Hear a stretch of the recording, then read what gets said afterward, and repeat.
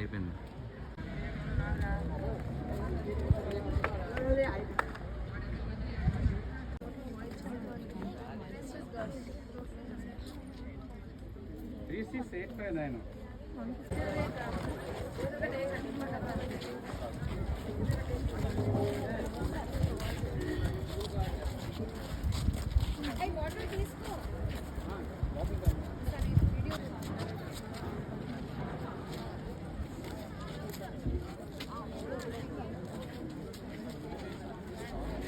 Today knowledge trip in this time Shipyard Private Limited చూడడానికి ఇచ్చేసిన national shipyard SCL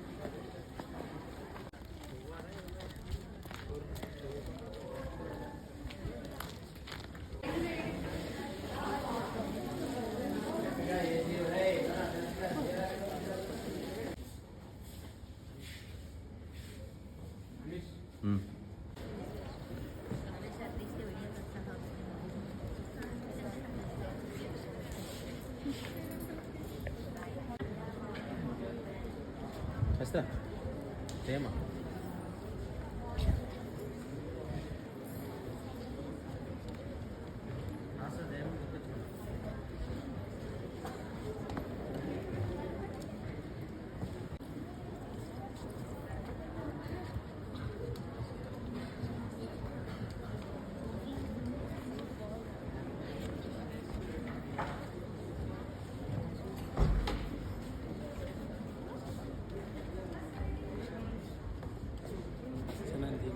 sir తీయండి.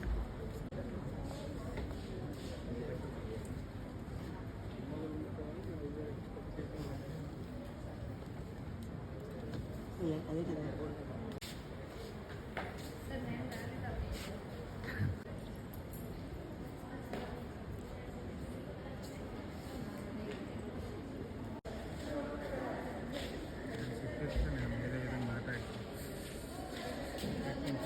Photo తీసుకుంటున్నాను.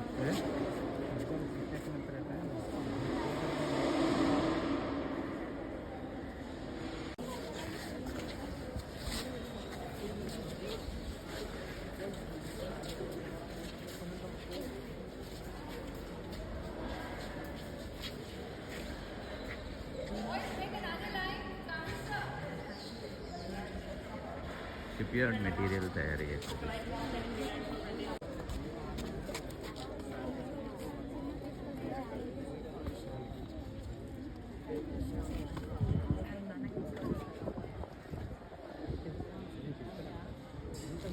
తీసుకున్నారు 7 yearsలో 1948లో జలౌషా అని చెప్పేసి ఒక షిప్ని లాంచ్ చేశారు. So welcome to my word. నా ఒక సారాంశం అంటే ఏం చెప్తున్నాను అనేది క్లియర్గా మీరు తెలుసుకోవాలని చెప్పేసి నేను ఇన్డెప్త్ వెళ్ళను తీసుకొని ఈ సంస్థని ప్రకటన చేశారు. ఇది ఒక చిన్న కార్ఖానా టైప్ అప్పట్లో. మీరు పుట్టుండరు, నేను కూడా పుట్టాను.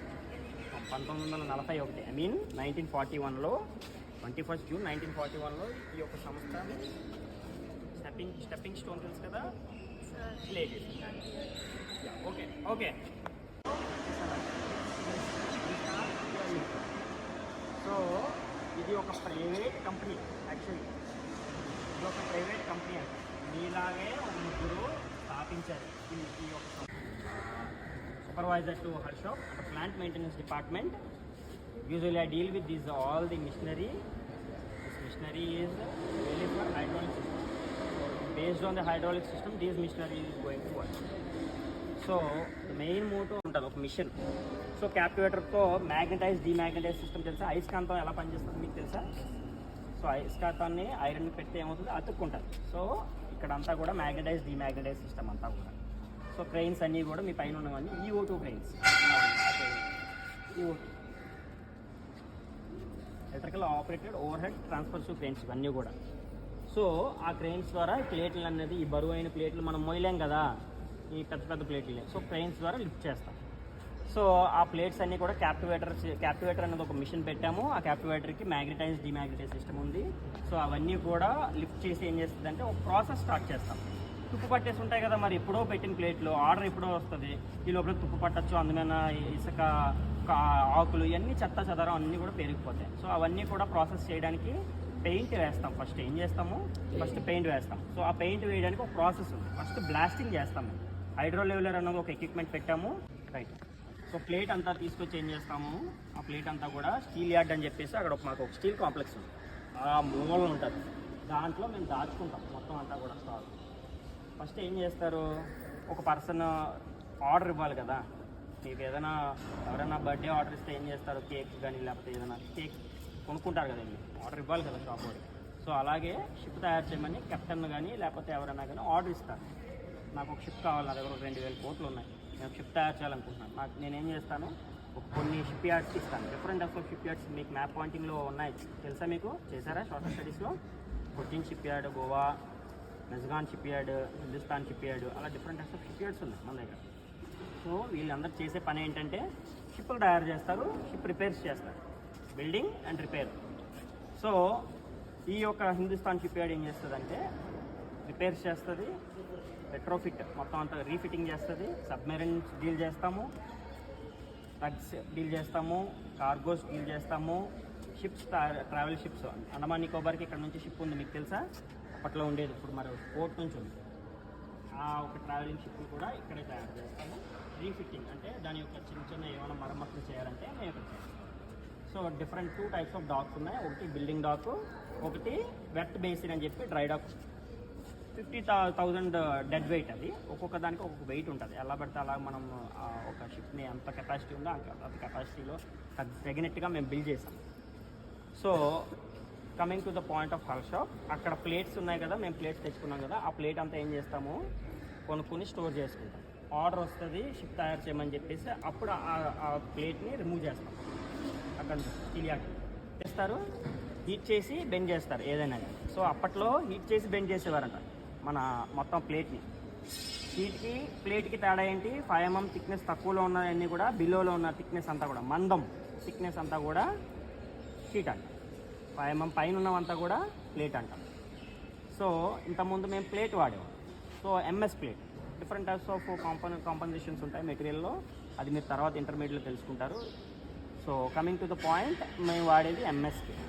సో MS ప్లేట్లో అప్పుడు వాడేవాళ్ళం. అప్పట్లో దాని తర్వాత మళ్ళీ డిఫెన్స్లోకి మర్జ్ అయింది మా హిందుస్థాన్ షిప్ యార్డ్. సో వాళ్ళు ఏం చేశారంటే ఒక క్వాలిటీ మెయింటైన్ చేయాలని చెప్పేసి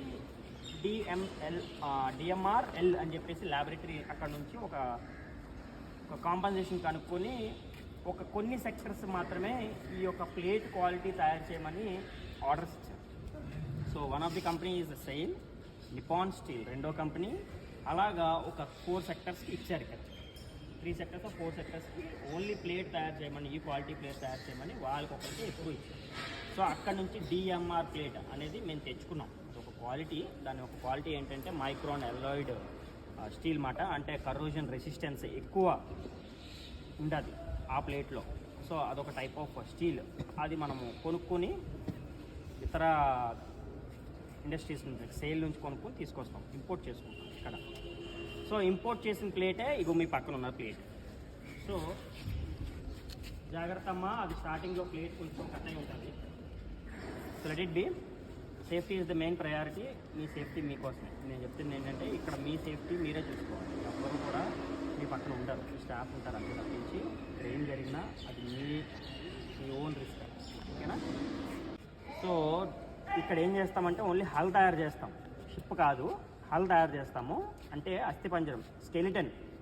జస్ట్ 5 డివిజన్స్లో ఉన్నాయి. హిందుస్థాన్ షిప్ యార్డ్ అన్నది 5 డివిజన్స్లో డివైడ్ అయ్యి ఉంది. First division is ship building division, second division is ship repair, third division is retrofit, fourth division is structural fabrication, and మాకి ఏంటంటే జట్టీలు అన్నీ కూడా తీసుకొచ్చి కట్టేది మనకు డాల్ఫిన్ జట్టీస్ అంటాం, జట్టీలు అంటాం.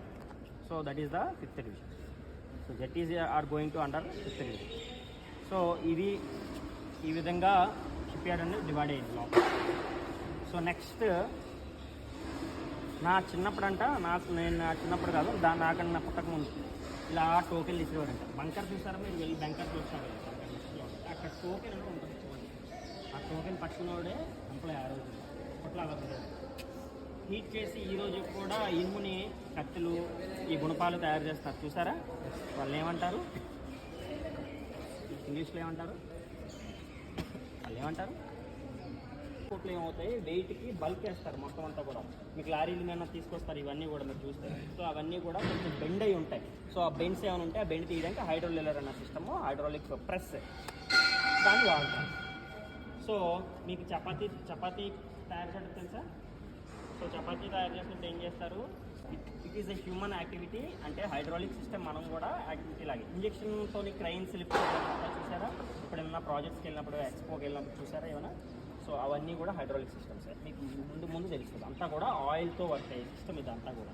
సో ప్రెజరైజ్ చేస్తాము, ఆయిల్ని ప్రెజరైజ్ చేసి ర్యామ్ వర్కౌట్ అయ్యేలా చేసి చేస్తే షీట్ అనేది ఎక్స్పాండ్ అవుతుంది, రోల్ అవుతుంది.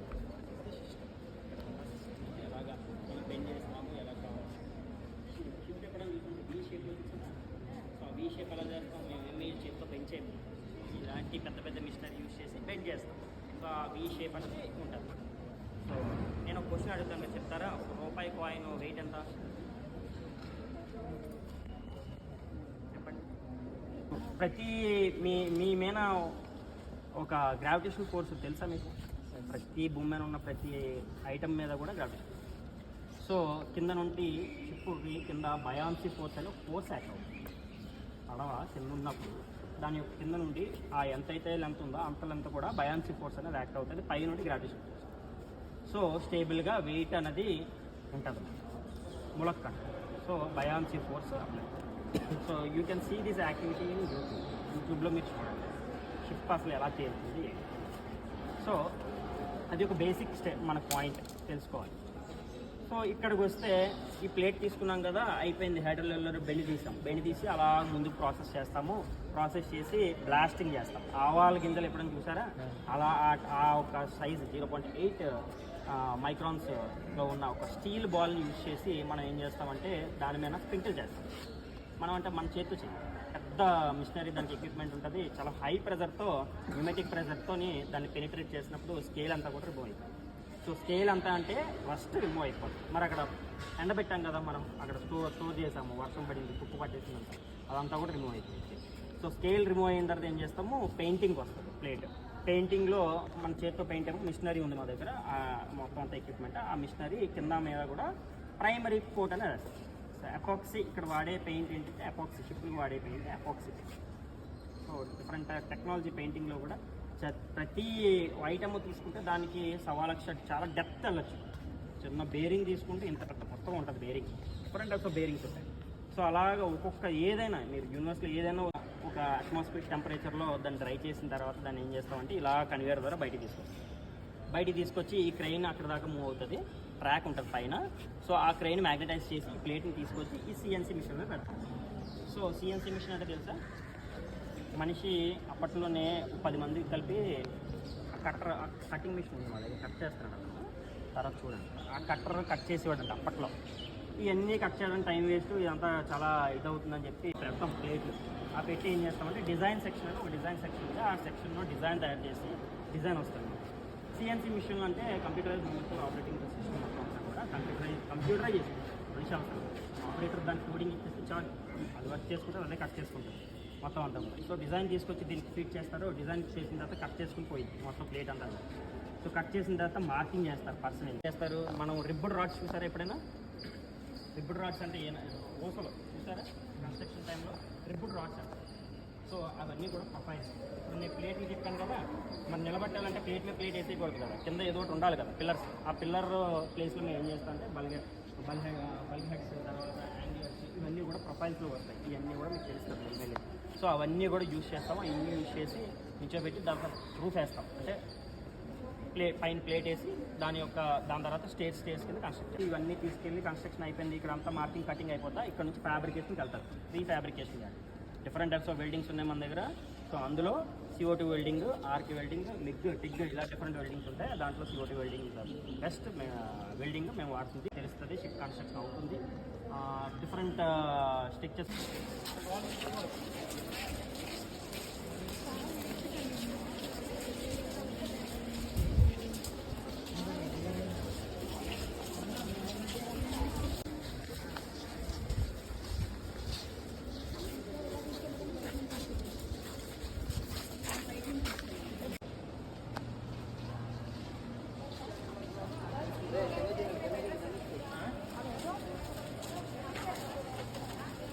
One by one.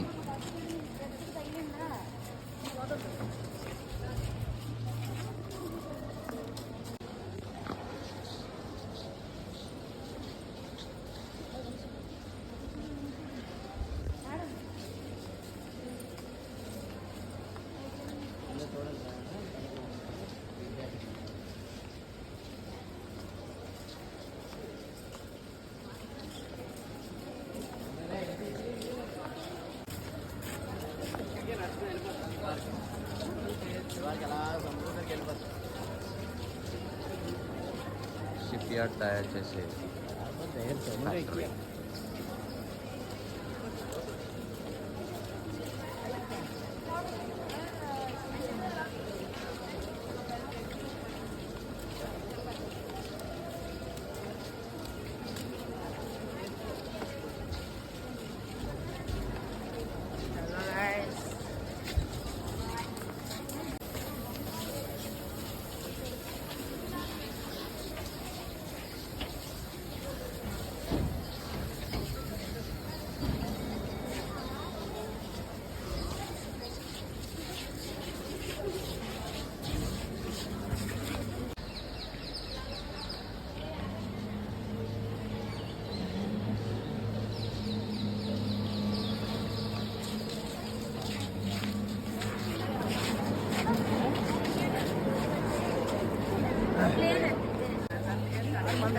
Boys.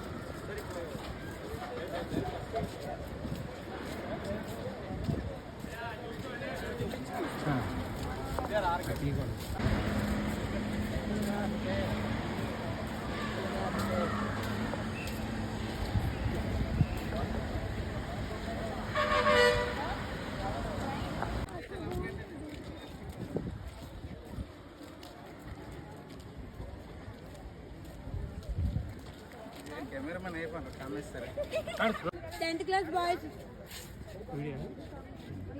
మొత్తం 45 మినిట్స్ వచ్చిందమ్మా మొత్తం మనం చేసిన విన్యాసాలన్నీ కలిపి